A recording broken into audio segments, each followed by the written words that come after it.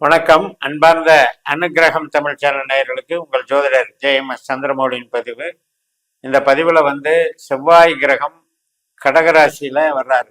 கடகராசியில் செவ்வாய் நீச வீடு. அதில் சனியினுடைய நட்சத்திரத்தில் வர்றது நமக்கு ஏப்ரல் 12ஆம் தேதி வர்றாரு.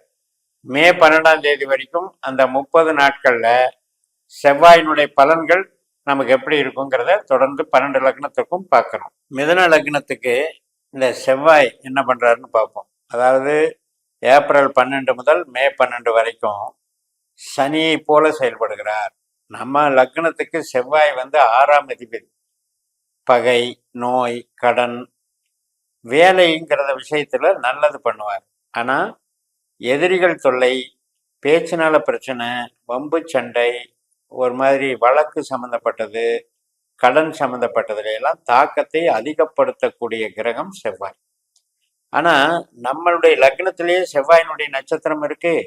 நமக்கு 4, 8, 12லயும் செவ்வாயினுடைய நட்சத்திரம் இருக்கு. நமக்கு 4ஆம் இடமான கன்னி ராசியில சித்திரையா இருக்கு.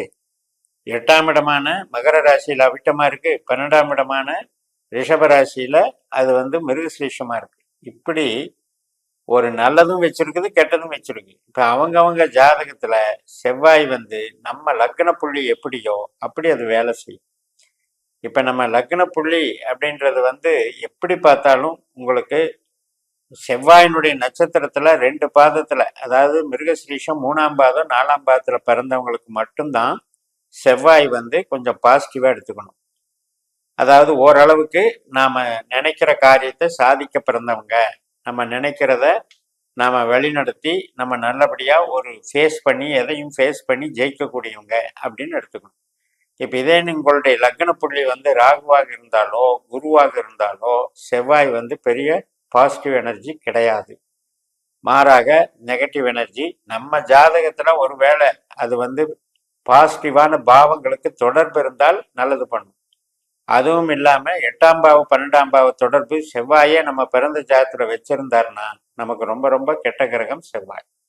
இப்ப இதை அடிப்படையா வச்சு பார்க்கும்போது உங்களுக்கு பேச்சு ஸ்தானத்துல செவ்வாய் உட்கார்றாரு. அப்ப பேசுற பேச்சுல தேவையில்லாத ஒரு டென்ஷனை உருவாக்கி அதுல அடுத்தவர்களை காயப்படுத்தக்கூடிய வேலை செய்வார். அதே மாதிரிதான் 2ஆம் இடம்ங்கிறது கையிருப்பு, பணம். இப்ப அந்த பணத்துல செவ்வாய் கிரகம் அப்படின்னு 2ல உட்கார்ந்தாச்சுனாலே நமக்கு அந்த 2ஆம் பாவத்துக்கு கொஞ்சம் பிரச்சனைன்னு அர்த்தம். தேவையில்லாத செலவுகள் அல்லது ஒரு பணத்தை உபயோகிக்கிறதுல ஏற்படக்கூடிய மிஸ்டேக்ஸு, நம்ம பணத்தை ஒரு தேவையில்லாம செலவு செய்யறது, இப்படியெல்லாம் கொண்டு போயிடும். அதே நேரத்துல சனி எப்படிப்பட்டவர்? நமக்கு பணம் கொடுக்கிறவர். அப்ப அந்த செவ்வாய் பணம் கொடுக்கிற நட்சத்திரத்துல தான் உட்கார்ந்துருக்கார். அந்த சனி நமக்கு 10ஆம் இடத்துல இருக்கார். அப்ப தொழில் மூலமாக சம்பாதிக்கக்கூடிய பணம் என்பது நமக்கு உறுதி செய்யப்படுகிறது. நம்ம ஒரு ப்ரொடக்ஷன் பண்ணி சம்பாதிச்சாலும் சரி, வேலைக்கு போய் சம்பாதிச்சாலும் சரி, அல்லது எந்த விதமான ஒரு ஒர்க் மூலமா, சர்வீஸ் மூலமா நம்ம சம்பாதிக்கிறோமோ அதுக்கு இப்போ ஆஃபர் நல்லா கொடுக்கும், டிமாண்ட் இருக்கும். பணம் சேகரிக்கக்கூடிய ஒரு மாதமாக இது இருக்கும். இந்த 30 நாட்கள்லையுமே அந்த ஒரு ஹார்டு ஒர்க்கு தான் இருக்கும். ஏன்னா செவ்வாய் சனி காம்பினேஷனுங்கும் போது வித்தியாசமான முறையில நம்ம நுணுக்கமான அறிவை பயன்படுத்தி நம்ம சம்பாதிக்கணும்னு அர்த்தம். நுணுக்கமான கருவிகள் செய்கிறவங்களா இருக்கலாம், இன்ஜினியரிங் இண்டஸ்ட்ரீஸ்ல இருக்கலாம், ஸ்பேர் பார்ட் செய்கிறவங்களா இருக்கலாம், ஆட்டோமொபைல் இண்டஸ்ட்ரியில இருக்கலாம், கெமிக்கல் இண்டஸ்ட்ரீஸ்ல இருக்கலாம், கனரக வாகனங்கள் சம்மந்தப்பட்டதுல இருக்கலாம், மெக்கானிக்கல் இன்ஜினியரிங் மிஷினரிஸ்ல இருக்கலாம், ரியல் எஸ்டேட்ல சில நூதனமான இப்போ பில்டிங் மெட்டீரியல்ஸ் எல்லாம் ரெடி பண்ணுறீங்க இல்லையா, அந்த வகையில் இருக்கலாம். அதே போல் நமக்கு சேல்ஸ் பண்ணுறது, சில ப்ராடக்டை வாங்கி ஒரு சேல்ஸ் பண்ணுறது, அது இப்போ ஒரு மார்பிளாக இருக்கட்டும், கிரானைட்டாக இருக்கும், அந்த மாதிரி சேல்ஸ் பண்ணுறது. மற்றும் நமக்கு வீட்டு உபயோக பொருட்கள் மூலமாக சேல்ஸ் பண்ணுறது, இன்டீரியர் டெக்கரேஷன் லைனில் டீல் பண்ணுறது, இத்தனை வகையிலையும் அது சப்போர்ட் பண்ணும். அப்போ இந்த செவ்வாய்க்கும் சனிக்கும் உள்ள காம்பினேஷன் பணம் ரீதியாகவும், உத்தியோகம் ரீதியாகவும், தொழில் ரீதியாகவும் மிகச்சிறந்த பலனை தருகிறது. இந்த மாசத்தை நீங்க பயன்படுத்தி நீங்க உங்க ரொட்டீன் ஒர்க்லையும் நல்லா ஷைன் பண்ணுவீங்க, புதுசாக ஏற்படுத்துகிற தொழிலையும் நல்லா ஷைன் பண்ணுவீங்க. டெவலப்மெண்ட்ஸும் நல்லா இருக்கும். செவ்வாய் எனக்கு நீசமாயிடுச்சு, சனி நட்சத்திரத்தில் வந்து பாதிச்சிரும் அப்படின்னு நினைக்க வேண்டியதில்லை. இது வந்து எதிர்பாராத நன்மைகளையும் கொடுக்கும், எதிர்பாராத பணவரவையும் உண்டாகும். ஆனால் நம்ம ஜனன ஜாதகப்படி செவ்வாயோ சனியோ 8-12 தொடர்பு இல்லாமல் இருக்கணும். அந்த 8-12 தொடர்பு இருந்தால் இந்த நேரம் ரிவர்ஸாக வேலை செய்யும். அதாவது செஞ்சு கெடுக்கும்னு சொல்லுவாங்க இல்லையா? ஒரு விஷயத்த, ஒரு ஆஃபர் வருது, நான் விரும்பி போனேன், அது நம்மளுக்கு நல்ல ப்ராஃபிட்டபிள் ஆஃபர், அதுக்காக நான் செய்ய போனேன், ஆனால் திடீர்னு அதில் வந்து நஷ்டமாயிட்டேன், அதனால் இப்போ வந்து பெரும் பொருளை இழந்துட்டேன், கஷ்டப்படுறேன். இதுக்கான வாய்ப்புகளை நம்ம ஜனனஜாதத்தில் உள்ள விதி தான் தீர்மானிக்குது. அந்த விதியில நல்லா இல்லைங்கிறதுனால தான் இந்த கோச்சாரம் என்பது கதி, மதி என்பது திசாபுத்தி. இப்ப நம்மளுக்கு ஒரு திசாபுத்தியில இந்த செவ்வாயோ சனியோ சம்பந்தப்பட்டு நம்ம விதி கொடுப்பனையில அவர் வீக்கா இருந்து கோச்சாரத்துல இப்படி வந்து சேரும் பொழுது, இந்த நட்சத்திர ரீதியா கனெக்டிவிட்டி ஆகும் பொழுது அதுல கஷ்ட நஷ்டம் ஏற்படுதுங்கிறத புரிஞ்சுக்கணும். இது போக இப்ப நம்ம வந்து ஒரு இடம் மாத்தலாம்னு நினைப்போம், ஒரு டிரான்ஸ்ஃபர் பண்ணிக்கலாம்னு நினைப்போம். அதுக்கெல்லாம் கொஞ்சம் தடையா இருக்கு. இந்த டைம் அது சூட் ஆகாது.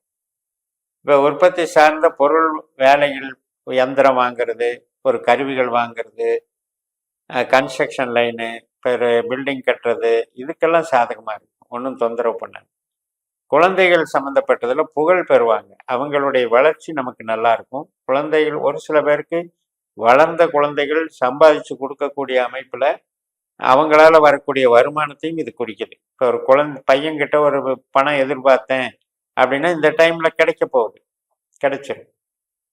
அது மாதிரி நோய் உபாதைகள் அப்படின்னு எடுத்துக்கிட்டிங்கன்னா, இப்போ நோய் சம்மந்தப்பட்டதில் நம்ம ஒரு ரெகுலராக செக் பண்ணி என்னென்ன நோய் இருக்குது, ட்ரீட்மெண்ட் எடுத்துகிட்டு இருக்கிறோம் அப்படின்னா அது அந்த ப்ராசஸ் கரெக்டாக நடக்கும்.